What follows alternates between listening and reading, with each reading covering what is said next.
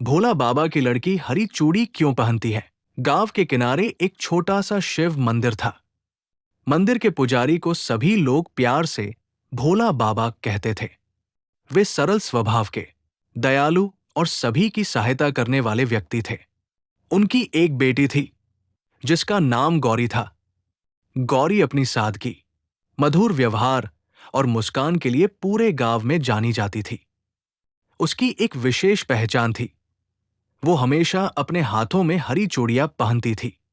गांव के लोग अक्सर उससे पूछते, गौरी, तुम हमेशा हरी चूड़ियां ही क्यों पहनती हो? वो मुस्कुराकर जवाब देती, क्योंकि हरा रंग जीवन, आशा और खुशहाली का प्रतीक है। ये बात केवल एक उत्तर नहीं थी, बल्कि उसके जीवन का सिद्धांत था। गौरी बचपन से ही प्रकृति से बहुत प्रेम करती थी। उसे पेड़ों की छाया में बैठना, पक्षियों की आवाज सुनना और खेतों की हरियाली को निहारना बहुत अच्छा लगता था। उसके पिता उसे हमेशा सिखाते थे कि मनुष्य और प्रकृति का संबंध बहुत गहरा है। यदि धरती हरी भरी रहेगी तो जीवन भी सुखी रहेगा। एक दिन गांव में भयंकर सूखा पड़ गया। खेत सूखने लगे, तालाबों का पानी कम हो गया और लोगों के चेहरों से मुस्कान गायब होने लगी। गौरी ये सब देखकर बहुत दुखी हुई। उसने निश्चय किया कि वो गांव के बच्चों और युवाओं के साथ मिलकर अधिक से अधिक पेड़ लगाएगी। उसने सबसे पहले मंदिर के आंगन में एक नीम का पौधा लगाया। फिर हर रविवार गांव के लोगों के साथ वृक्षारोपण अभियान शुरू किया। धीरे धीरे लोग उसके प्रयास से प्रेरित होने लगे। कुछ महीनों में गांव के रास्तों, खेतों और तालाबों के किनारे सैकड़ों पौधे लगाए गए। जब भी कोई उससे पूछता कि वो इतनी मेहनत क्यों करती है, वो अपनी हरी चूड़ियों की ओर देखकर कहती, ये मुझे हर दिन याद दिलाती है कि हरियाली ही जीवन है। समय बीतता गया। अगले वर्ष अच्छी वर्षा हुई। खेत फिर से लहलहाने लगे। गांव के तालाब भर गए और किसानों के चेहरों पर खुशी लौट आई। सभी लोग मानते थे कि गौरी की मेहनत और लोगों की एकजुटता ने गांव का रूप बदल दिया। एक दिन गांव में एक बड़ा उत्सव आयोजित किया गया। उस अवसर पर गांव के बुजुर्गों ने गौरी का सम्मान किया।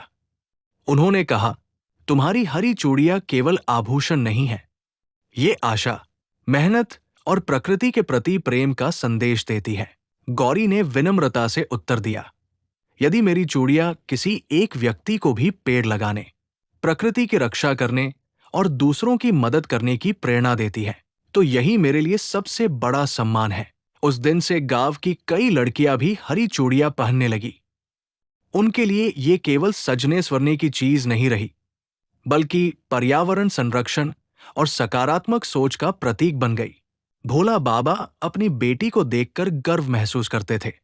वे अक्सर कहते, सच्ची सुंदरता मन की अच्छाई और कर्मों में होती है। गौरी ने अपने जीवन में कभी किसी से ऊंच नीच का व्यवहार नहीं किया। वो अमीर गरीब, छोटे बड़े सभी को समान सम्मान देती थी। मंदिर में आने वाले लोगों को प्रसाद बांटते समय वो मुस्कुराकर उनका स्वागत करती। उसकी यही आदत लोगों के दिलों में बस गई थी। हरी चूड़ियां उसके लिए केवल रंग नहीं थी, वे उसके सपनों, विश्वास और जीवन दर्शन का हिस्सा थी। जब भी वो किसी कठिन परिस्थिति में होती, अपनी चूड़ियों की खनक सुनकर उसे अपने पिता की सीख याद आ जाती, आशा कभी मत छोड़ना। कुछ वर्षों बाद गौरी ने गांव में बच्चों के लिए एक छोटा सा पुस्तकालय भी शुरू किया। वहां प्रकृति, शिक्षा, संस्कार और समाज सेवा से जुड़ी पुस्तकें रखी गई। वो बच्चों को पढ़ने के साथ साथ पेड़ लगाने और स्वच्छता का महत्व भी समझाती थी। धीरे धीरे उसका गांव आसपास के क्षेत्रों के लिए एक प्रेरणा बन गया। लोग वहां आकर देखते कि कैसे एक साधारण सी सोच पूरे समाज में बदलाव ला सकती है। जब वे गौरी से उसकी प्रेरणा पूछते, तो वो मुस्कुराकर अपनी हरी चूड़ियां दिखा देती।